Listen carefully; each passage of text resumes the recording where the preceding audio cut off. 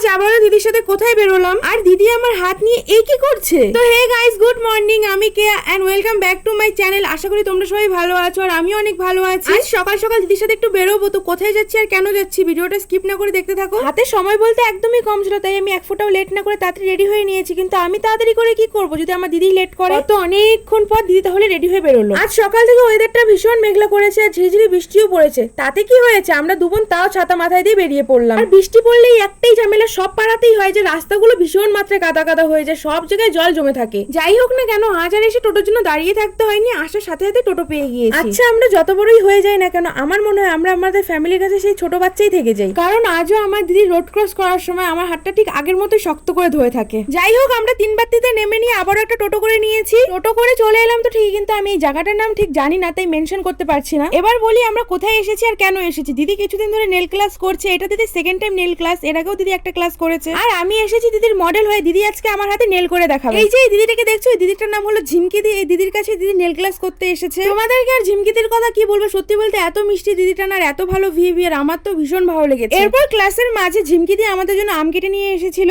যাই হোক, এরপর দিদি আমার হাতে মন দিয়ে নেল করছিল এন্ড ফাইনাল রেজাল্টটা ঠিক এমন হয়েছিল। দিদি আমার হাতে এত সুন্দর করে নেল করে দিয়েছিল, আমার তো ভীষণ ভালো লেগেছে। তোমাদের কেমন লাগলো অবশ্যই জানিও তো। আচ্ছা, এটা কিন্তু প্রথমবার নয়, এর আগেও আমি দিদির কাছে বহুবার নেল করিয়েছি, আর দিদি প্রত্যেকটা নেলই করেছিল অসাধারণ। দিদির তো ক্লাস শেষ হয়ে গেছে, আমরা বাড়ির জন্য বেরিয়েও পড়লাম। আর পুরো রাস্তা আমি আমার হাত দেখতে দেখতে আসলাম, কারণ আমার ভীষণ ভালো লেগেছে। এরপর বাড়ি এসে দেখছি সোনাপুর থেকে দাদা আর বৌদি এসেছে, তাই আমরা বাড়ি আসার পথে সবার জন্য আইসক্রিম নিয়ে এসেছিলাম। বাড়ি এসে আর ফ্রেশ হয়নি, এসে নিয়ে বৌদির সাথে গল্প করতে বসে পড়েছি। আচ্ছা, দাদাকে দেখো তো আইসক্রিম খাওয়া হয়ে গেছে, তবুও স্টিকটাকে কিভাবে চেটে চেটে খাচ্ছে, এটা দেখে তো আমরা সবাই হেসে গড়াগড়ি খাচ্ছি। আমরা অনেকক্ষণ বসে সবাই মিলে গল্প করার পর এবার দাদা আর বৌদি বাড়ি চলে যাচ্ছে। অনেকবার রিকোয়েস্ট করেছি থাকার জন্য, তবুও থাকলো না। এর জন্য তো আমি আর দিদি অনেক রেগে গিয়েছিলাম। চলে যাবেই যখন বলে ঠিক করেছে, তাহলে লেট করে লাভ নেই। আমি তো এতদিন ধরে জেনে এসেছিলাম বাড়ি যাওয়ার সময় নাকি লোকে ইমোশনাল হয়ে যায়, এরা তো একদম উল্টোটাই করছে। যাই হোক না কেন, এই একটু সময় আমরা অনেক মজা করেছি। শেষমেশ দাদা বৌদি তাহলে চলেই গেল। আজকের ভিডিওটা এই পর্যন্তই থাকলো, তোমাদের কেমন লাগলো অবশ্যই জানিও। আরো এমন মিনি ব্লগের জন্য আমার চ্যানেলটিকে সাবস্ক্রাইব করে দিও। টাটা।